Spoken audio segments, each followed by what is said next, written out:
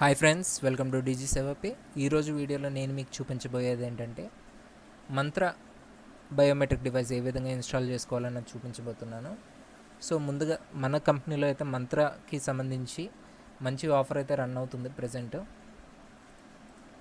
అదేంటంటే జస్ట్ 2300 మీరు పే చేసుకుంటే 2 years worth of RD service free మీకు డివైస్లో వస్తుంది. నార్మల్గా అయితే 1 year వస్తుంది, కానీ మనం ఇక్కడ 2300 పే చేస్తే మీకు 2 yearsకి సంబంధించింది వస్తుంది అన్నమాట.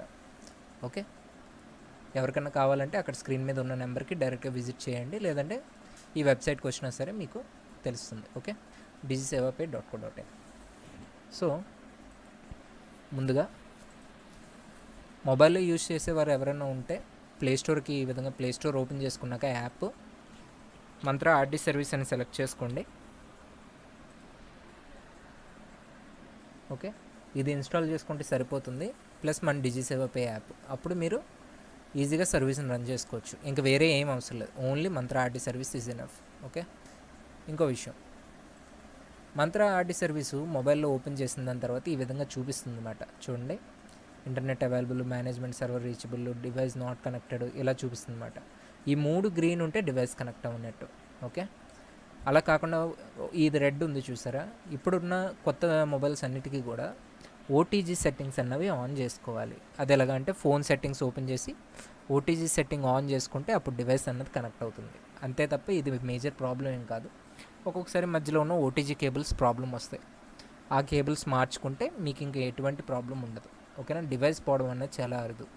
దాని తర్వాత క్యాప్చర్ టెస్ట్ చేశారనుకోండి, ఇక్కడ ఫింగర్ ప్రింట్ చూపించాలి, ఫింగర్ ప్రింట్ పడుతున్నట్టు. అది పడట్లేదు అంటే టైం అవుట్ అని ఏమైనా చూపిస్తుంది అంటే అది సెన్సార్ ప్రాబ్లం అని అర్థం. ఓకేనా, సో మొబైల్లో ఇది చూసుకోవాలి అంతే. సో ఇప్పుడు సిస్టంలో ఏ విధంగా చేయాలో చూసుకుందాం. ముందుగా గూగుల్కి వెళ్ళిపోండి. గూగుల్కి వెళ్ళిన దాని తర్వాత మంత్ర డౌన్లోడ్ అని కొట్టండి. ఫస్ట్ వచ్చే లింక్ ఇదండి, mantra.cap.com అని ఉంది కదా, దీని మీద క్లిక్ చేయండి. ఈ విధంగా క్యాప్చా అడుగుతుంది. క్యాప్చా ఎంటర్ చేసిన దాని తర్వాత సబ్మిట్ చేయండి. ఇక్కడ చూసారా, ఈ 2 మాత్రమే మనం ఇన్స్టాల్ చేసుకోవాలి, డ్రైవర్ ఒకటి, ఆర్డీ సర్వీస్ ఒకటి. ఇది డౌన్లోడ్ చేసుకుందాం, ఇది కూడా డౌన్లోడ్ చేసుకుందాం. ఈ 2 డౌన్లోడ్ అయిపోయాయి. ఇప్పుడు ఇక్కడ కింద చూడండి, ఇవేవి కూడా మీరు డౌన్లోడ్ చేసుకోకూడదు. ఓకేనా, ఇవి మనకి పనికిరావు. ఎంఐఎస్ అన్నది ఐరిస్ స్కానర్కి సంబంధించి, మనది ఫింగర్ ప్రింట్ స్కానర్, మంత్ర ఫింగర్ ప్రింట్ స్కానర్ ఎంఎఫ్ఎస్ అంటే. ఓకే, ఎంఐఎస్ అంటే మంత్ర ఐరిస్ స్కానర్. కేవలం ఈ 2 డ్రైవరు, ఆర్డీ సర్వీసు, ఈ 2 ఇన్స్టాల్ చేసుకున్న దాని తర్వాత ముందుగా ఇక్కడ డ్రైవర్ అని ఉంది కదా, దీన్ని ఇన్స్టాల్ చేసుకోవాలి. మీరు ఎక్కడి నుంచైనా క్లిక్ చేస్తే సర్వీస్ రన్ అవుతుంది, లేదా మీరు డైరెక్ట్గా డౌన్లోడ్స్కి వెళ్ళి చేసుకుందామన్నా డబుల్ క్లిక్ చేసుకుంటే రన్ అవుతుంది. ఓకే, ఇక్కడ డ్రైవర్ క్లిక్ చేద్దాం. డ్రైవర్ మీద క్లిక్ చేసిన దాని తర్వాత ఈ విధంగా ఎస్ అని కొట్టి ప్రొసీడ్ చేద్దాం. ఇన్స్టాల్.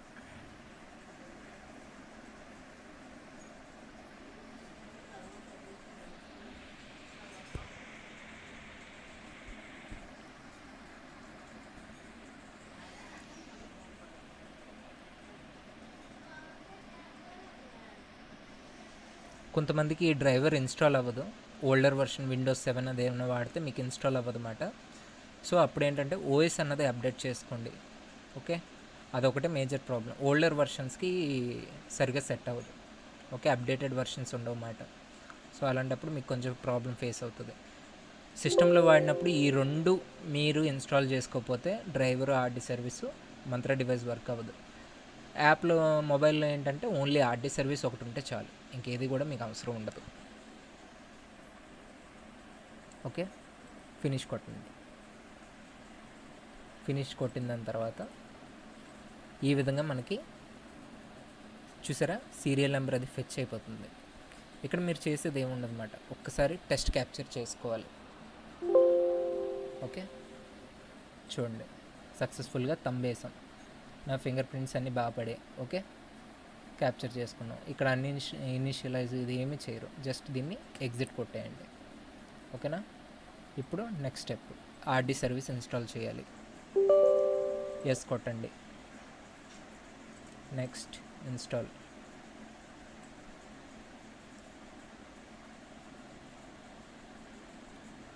సో ఇవన్నీ కూడా మీరు ఏం చేయక్కర్లేదు, జస్ట్ ఆటోమేటిక్లీ అని పెట్టేసి నెక్స్ట్ కొట్టండి.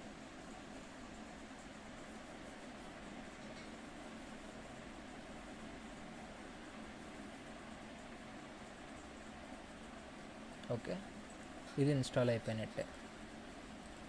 ఇప్పుడు మీరు ఏం చేస్తారంటే ఒక నిమిషం ఇలా 2-3 సార్లు రిఫ్రెష్ చేసుకొని వెయిట్ చేయండి.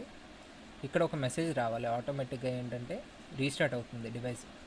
చూసారు కదా, రిజిస్టర్ అవుతుంది. ఇప్పుడు రిజిస్టర్ సక్సెస్ఫుల్గా అయిపోయింది. ఒకసారి తీసి పెట్టమని మెసేజ్ వచ్చింది. సో డివైస్ని ఒకసారి తీసాను, సౌండ్ వచ్చింది కదా. ఇప్పుడు మళ్ళీ నేను డివైస్ని కనెక్ట్ చేస్తాను.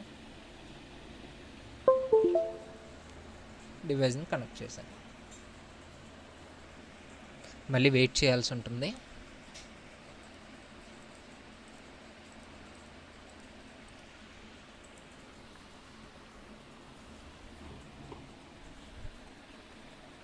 మీకు వెంటనే మెసేజ్ రాకపోతే ఇంకోసారి తీసి పెట్టండి.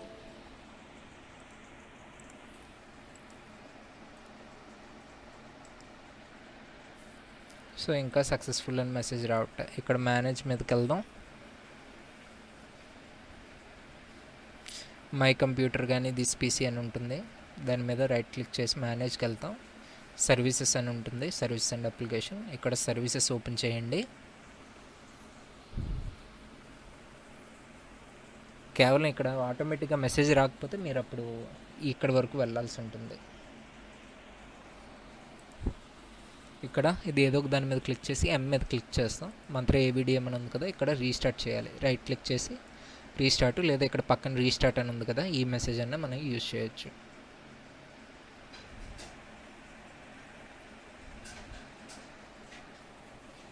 సో ఇక్కడ చూడండి, సర్వీస్ రీస్టార్ట్ అయిపోయింది.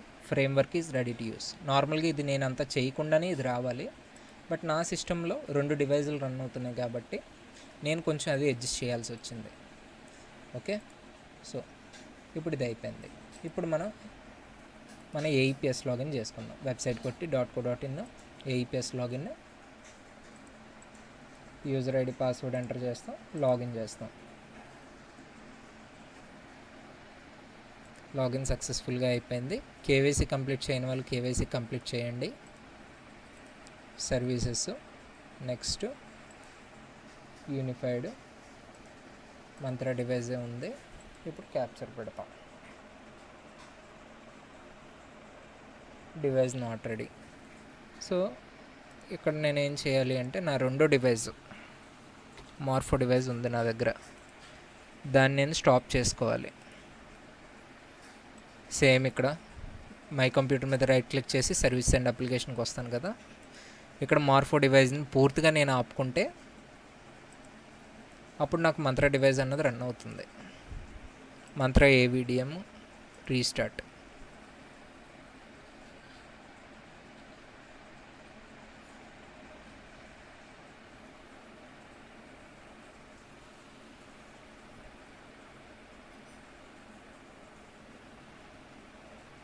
Okay, device attached, framework ready to use. ఇప్పుడు క్యాప్చర్ కొడదాం. పుట్ యువర్ ఫింగర్ అని వచ్చింది కదా, చూసారుగా, క్యాప్చర్ అయింది. సింపుల్. ఓకే, సో ఈ విధంగా మంత్ర డివైస్ని ఇన్స్టాల్ చేసి యూజ్ చేసుకోవచ్చు. నాట్ రెడీ అని వచ్చినా, వేరే ఏ ఎర్రర్ వచ్చినా ఈ సర్వీసెస్లోకి వచ్చి దీన్ని రైట్ క్లిక్ చేసి రీస్టార్ట్ చేస్తే సరిపోతుంది. ఇంకా వేరే అవసరం అంటూ ఏముండదు. ఓకేనా అండి? Thank you so much.